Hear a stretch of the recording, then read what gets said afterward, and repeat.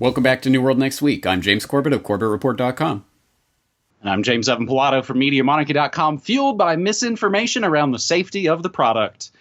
We've got that story plus Epstein lawyer under oath. But first, most states sharing COVID patients' addresses with law enforcement. There is no escape from the medical martial law, though we're trying to somewhat stay away from it on this episode of New World Next Week. But I think an important update to begin this episode 409. At least 2/3 of states across America are sharing the addresses of people who have tested positive for coronavirus with first responders, and at least 10 states are going so far as to share patients' identities as well. The move is an effort by officials to arm police officers, a great choice of words there, police officers, firefighters, EMTs, and other frontline workers with information that could help them avoid contracting the virus. It doesn't say anything about protecting just regular folks, aside from what this is in the first place. However, those patients who took a test were assured that their private medical information would not be disclosed to anyone else, and activists are concerned that revealing the information would put minority groups at higher risk of being racially profiled, heightening tensions between law enforcement and Black and Hispanic communities. The Tennessee Black Caucus said in a statement, quote, "The information could actually have a chilling effect that keeps those already distrustful of the government from taking the COVID-19 test and possibly accelerate the spread of the disease," end quote. The process is within the bounds of medical privacy laws, so claims the U.S. Department of Health and Human Services. A review by the Associated Press of info given to states show that at least 35 states out of 50 share the addresses of those who have tested positive, and at least 10 of those 35, Colorado, Iowa, Louisiana, Nevada, New Hampshire, New Jersey, North Dakota, Ohio, South Dakota, and Tennessee have also shared the names of those patients as well. James, we've talked about this either briefly or in larger detail, that it's all going to come out. All these snitch lines, the people who have called, all that information is already coming out on the Sunshine Laws. And maybe this is just another way to drop any sort of lingering pretense, sort of fig leaf of privacy. James? Absolutely. And, what could go wrong? What could possibly go wrong with having all these citizen snitches and people finding out all these personal details of everyone? Oh, a lot of things could go wrong, actually. And we have a good case in point of that because, of course, this is a global agenda. It is being rolled out globally. And one of the countries at the forefront of this particular part of the COVID-19 psyop that's being played on humanity at this point is South Korea, where they were one of the first and the most extensive with their tracking and tracing and posting of information, including personal details about people so that people could follow it online like a sport, where the South Korean government is collecting cell phone data, credit card histories, and surveillance cameras to trace infection routes and then posting data, including patients' ages, genders, nationalities, occupations, etc. online, and sending that information to residents via cell phone alerts so that they can track them like it's some sort of sport or something. And of course, most of the media coverage of this is favorable, like, oh, look, South Korea has gotten it under control because they took these measures. That's, of course, the narrative they're going to run with. Well, we need to do this. And so there's a couple of things embedded in this. First, for people who want more about that Korean situation and the ways that it could go very, very wrong, for people who are concerned about that fig leaf of privacy, at least, that we have still remaining in our society, I will direct them to, of all places, a National Petroleum Radio report that actually makes the case rather convincingly. They have a very important, succinct, to-the-point story about some of the people who have been caught up in this and identified and what has resulted in their personal lives as a result of this information that gets out there. But secondarily, yes, for the time being, this is all opt-in. It's all, we're not doing anything mandatory. You don't have to carry around a tracker or anything. You don't have to have your smartphone because it's all opt-in and we just want people to participate. But as I have said before, there's the second wave coming, and one of the narratives that's going to be embedded in the second wave narrative is, look how much worse it is this wave, and it's because you guys didn't adopt this when we gave you the chance. So now, no more Mr. Nice Guy. You're not getting a chance the second time. And I'm not saying necessarily this is going to happen this winter or whatever, but please, everyone, keep in mind, we are in the first minute of the first round of what is going to be a 10-round boxing match, and we're going to have to go through various stages of getting beaten up before the public cries for help. Okay, leave us alone. What do you want us to do? Keep in mind, this has already been dubbed Pandemic 1 by the pandemic planner in chief, Bill Gates. There is Pandemic 2 and many others that are right around the corner, and they are going to institute this mandatorily somewhere down the line. So we're just getting inculcated into the idea of it right now, and we're just seeing how it works. So if we don't put the full-on brakes on this agenda right now, it's not going to get any easier. It's only going to get worse from here. I've been making the comparison, the analogy. I'll keep making it because it's unfortunately apt. We're not even close to the take your shoes off at the airport portion of this 9/11 scamdemic. That was, I believe, 5 years after 9/11 was the shoe bomber, take your shoes off at the airport scam. Oh, I might be confusing it with the liquid bomber plot, which was also, again, several years after 9/11, which still drastically changed everything we had to do at the airport. And, of course, they're excitedly tinting their fingers about what's going to come to the future of air travel. So, James, is that the same national propaganda radio that takes a bunch of Bill Gates funding for their health coverage, that radio station? And I believe I passing reference to the Running Man last week. Again, this is a sort of gamified situation where you can follow along with the person that maybe you snitched on. And we're basically 20 minutes into the future again, James. And we've seen, as I think all these this ties in, the fight about whether or not states are going to be able to do mail-in ballots for the big America's Next Top President charade, only 5 months away from the latest, most important election of your lives, they like to tell you. So there's this fight coming about whether or not you could get a ballot at home and make me, do some research and actually know what things you're marking the check boxes for. There's going to be a fight over that. That, I think, perfectly leads into what's going to become essentially a vote by, what we say. It's going to be Facebook elections, basically. Hey, as if it isn't already. That's just the first segment on this New World Next Week, episode 409, and we move to our second important story this week. And even though it's not all about Corona, of course, the specter of the scamdemic hangs over all of it.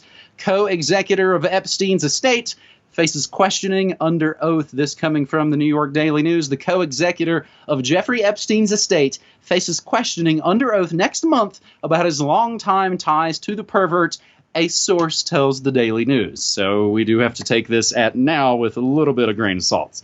Darren Indyke is his name, Indyke.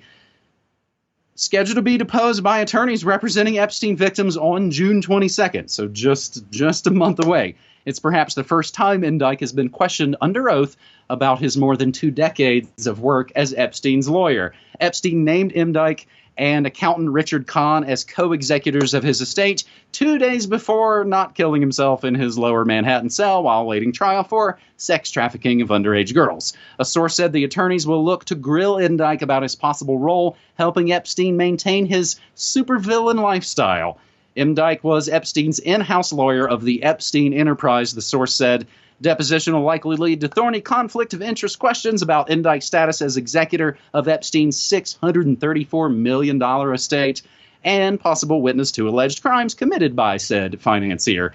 Indyke expected to be grilled about his alleged role handling paperwork for sham marriages between Epstein victims. He'll also be questioned about whether or not he had any knowledge of surveillance footage from inside Epstein properties that has seemingly disappeared. He can expect questions about whether he has any knowledge of VIPs and young girls on Epstein's plane, nicknamed the Lolita Express. And if you didn't know, of course, Epstein filed his will in the Virgin Islands. The estate is seeking court approval for an independent claims program in, of course, the Virgin Islands that would allow victims to receive compensation for the pervert's abuse and keep their cases out of court. Approval of the program tied up in court due to the opposition of the Virgin Islands Attorney General. In the meantime, victims' lawsuits against the Epstein estate are proceeding into a phase in which both sides exchange evidence. And we can go back to August 13th, 2019, for a Yahoo Finance article. Epstein's lawyers deeply involved in his business dealings for decades. And just a sidebar in other news, Epstein met with Bill Gates after jail, and Epstein met with Alan Dershowitz in jail. Just the guys fronting and pushing this medical martial law scandemic, no biggie. So let's see. Should we place our bets in the ghoul pool? and find out whether or not Epstein's lawyer will see this June interrogation date, James, or does he have a date with an accident coming up? Again, I mean, this is gallows humor. We're in dire straits, and as I often say on the show, we have to laugh to not cry. But yeah, is this guy going to basically not kill himself next? Yeah, right. I was going to say the next meme has already asserted itself. Epstein's lawyer didn't kill himself. Yeah, potentially. And I want to thank you for bringing this story to my attention because I have not been following news at all for the past couple of weeks. 100% immersed in Gates, 100% of the time. So why don't I bring the Bill Gates perspective into this? Yes, for anyone who doesn't know, yes, Bill Gates did meet with Epstein on multiple occasions, officially, because he was looking for ways to tap into Epstein's resources to help fund philanthropic adventures around the world. Yes, it was only because Bill Gates cares so much about the poor children around the world that he was meeting with this convicted sex offender. Sure. There's a lot more to be said about that and those connections, which obviously I will be saying in the next and final part of the Gates series. But I will, of course, mention, since we're talking about executors of Epstein's estate, we should mention that one of the backup executors that was named in Epstein's last will and testament was a man by the name of Boris Nikolic, who just happened to be the chief scientific advisor to Microsoft and to the Bill and Melinda Gates Foundation. An interesting connection. I hope you have heard about it so far, but again, if you haven't, please stay tuned for the next series, the next part of the Gates series, where I will get into this in greater depth. James, I've been playing the audio of those Gates documentaries, your latest episodes, pretty much repeatedly on my broadcast stream. More about that in just a few moments while we do our third and final story, and it's a classic slice of not unmitigated good news.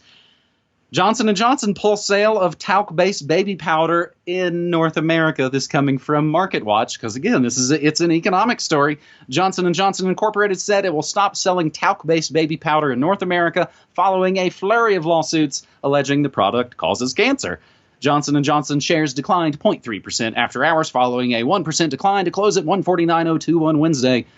Johnson & Johnson said it was discontinuing sale in the U.S. and Canada as demand for, quote, talc-based Johnson's baby powder in North America has been declining, due in large part to changes in consumer habits and fueled by misinformation around the safety of the product and a constant barrage of litigation advertising. The decision was part of the company's COVID-19 related product portfolio assessment, Johnson & Johnson said. Talc-based baby powder sales in North America represent 0.5% of Johnson & Johnson's consumer health sales. So guess what? No biggie to them. They still even stand behind the safety of their talc-based powder, said its plans to keep selling cornstarch-based baby powder in North America are going to roll forward. I wonder if that's GMO corn. Company faces thousands of claims that its talc-based products cause cancer. James, I thought for sure we had talked specifically about Johnson & Johnson on Neural Next Week episodes, but I think it was just maybe somewhat related, just sort of referenced in passing to all the Bayer Monsanto lawsuit cases. So while I spent a bunch of time trying to find evidence that we'd mentioned Johnson & Johnson on Neural Next Week, I suppose in some ways this is the first real landmark story that we've done here on this show. And of course, we'll include 2 bits from you in the background. Everything super swell at Johnson & Johnson. Just don't mention the baby powder cancer.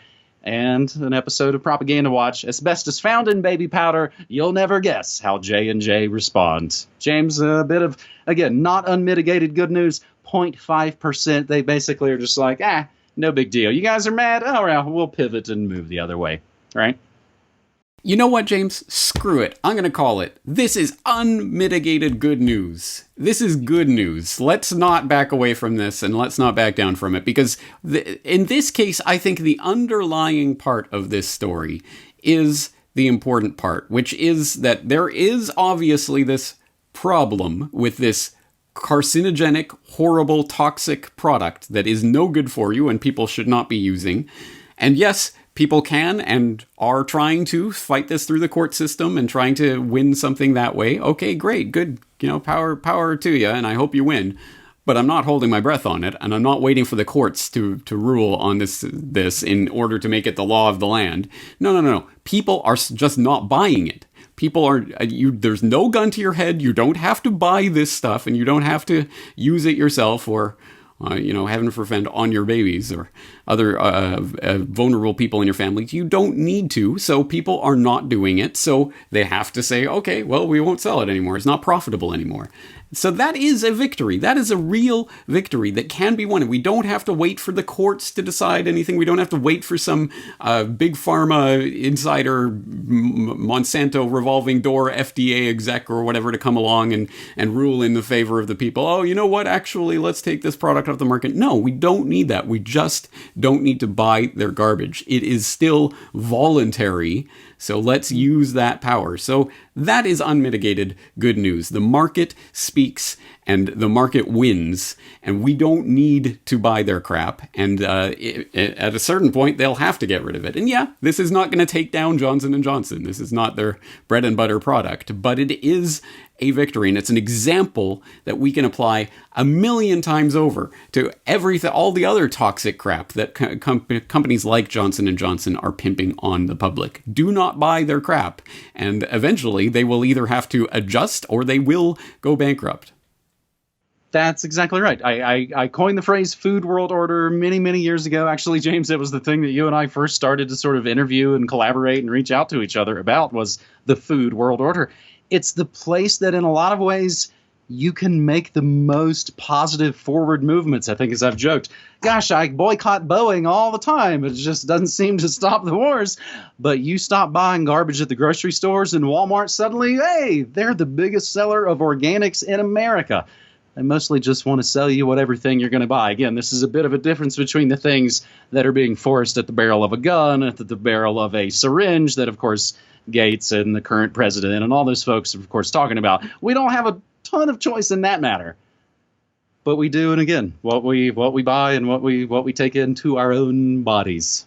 So having said all that, James, as we wrap up this episode 409 of New World Next Week, I always like to remind folks and invite folks to check out essentially my chat stream. I run it on Discord. We've been looking at some other platforms as well, but it's a pretty fantastic, pretty robust platform to share ideas and information, and just, I think, a lot of good folks, again, that have been at this for a long time. So you've got people who aren't super knee-jerk, lots more, I think, maybe, I don't want to say smarter folks. Again, it's just maybe we've been at it for a long time and we don't freak out about every little thing they throw at you in the news. So speaking of good news, James, you've maybe heard me mention many times my Alexa friend. He signed up for Media Monarchy. He showed up in the chat stream today. The people were like, oh my God, you're the Alexa friend.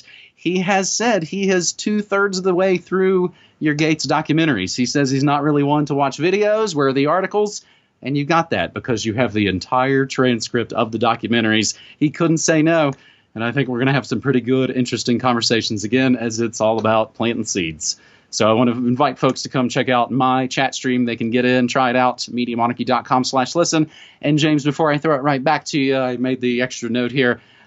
We got to thank our buddy Brock. Our buddy Brock West, our video editor, tireless, does not only these videos that I'm involved in each week, but of course, all the other output from Corbett Report. He is probably working as we speak right now on part 4, yeah?